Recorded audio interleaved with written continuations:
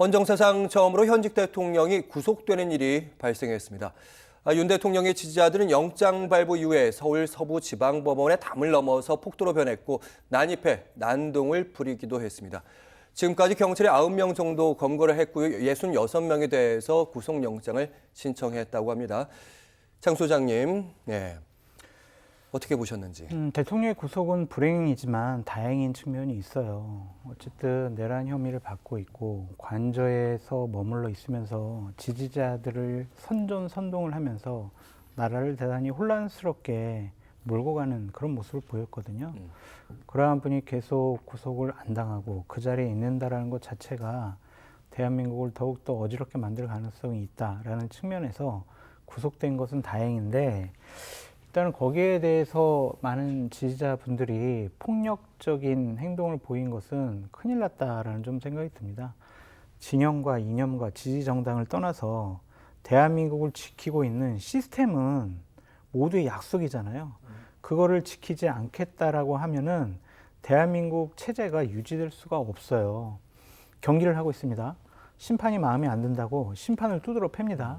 그러면 그 경기는 존속될 수가 없어요. 경기를 못 하는 거예요.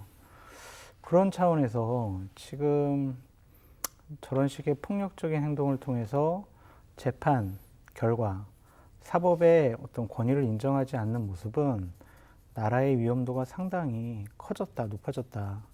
이런 점에서 상당히 불행한 나라로 가고 있는 것이 아니냐.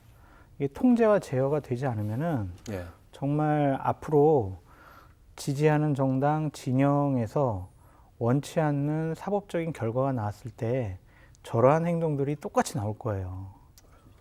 참 그러면 정말 나라가 어떻게 되겠냐. 큰일 났다. 그 생각밖에 안 됩니다. 네, 모두가 합의한 최소한의 규칙에 대해서는 존중이 필요하다고 말씀을 하셨는데, 그리고 통제도 필요하다고 말씀하셨습니다. 박 교수님 뒤에 저희 그림을 하나 걸어놨는데 믿기지 않는 위험천만한 상황이 발생했습니다. 어떻게 보셨는지. 살면서 뭐 법치주의라든지 헌법이라든지 이런 거에 대해서 별로 고민을 하고 살았지는 않았습니다. 많은 국민들이 고민하지 않았을 겁니다.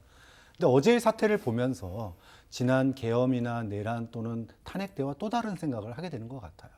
정말로 우리가 민주주의나 법치주의가 위기에 빠진 거 아니냐, 이런 심각한 고민을 할 수밖에 없습니다. 12월 3일 날 계엄 내란이 민주주의에 대한 위기다라고 얘기를 했었는데, 어제 사법부에 대한 소요와 폭동을 바라보면서 민주주의, 합의에 기초한 민주주의의 근간이 뿌리부터 흔들리고 있는 거 아니냐. 과거 보수 정권에서 소위 반국가 세력, 반체제 세력으로 낙인 찍힌 단체들이 있습니다. 한총련, 통진당, 민노총, 많은 단체들이 탄압을 받았습니다. 하지만 그 어느 누구도 사법부의 판단에 대해서 불복하고 법원에서 소요를 일으키고 난동을 일으키고 폭동을 일으킨 단체는 없었어요. 최근에 소위 백색 테러, 백색 우파의 이러한 그 거리에서의 시위와 시위에 대해서 뭐라고 하지는 않습니다. 의사의 표현입니다. 하지만 소위 공권력에 대한 도전 넘어서서 사법부에 대한 테러, 정말 충격적이었고요. 이런 일들이 아직 끝나지 않았다. 그분들이 다 어디로 몰려갔습니까? 이제 헌법재판소 앞에 몰려가서 정말 선 넘는 이야기들을 너무 많이 하고 있어요. 정말 목숨을 운운하는 얘기도 아직도 하고 있습니다. 또 헌법재판소에 담을 넘겠다는 분들도 속출하고 있습니다. 자, 이런 사태에 대해서 우리가 강경하게 원칙적인 입장을 대치해야 된다. 우리가 민주주의와 법치주의를 앞으로 존속해 갈 수 있느냐의 여부가 저는 정부와 또 사법부의 의지에 달렸다. 그런 생각이 들어서 정말로 왜 우리가 사법부가 민주주의의 마지막 보루라고 하는지, 법치주의의 마지막 보루라고 하는지 한 번 더 생각해보는 시간 아니었나 생각이 듭니다. 네, 대한민국의 민주주의가 백척간두 시험대 위에 올랐다. 이번 단순히 폭동을 폭력 사태로 보면 안 되겠다는 그런 생각이 들게 하는 부분이고요.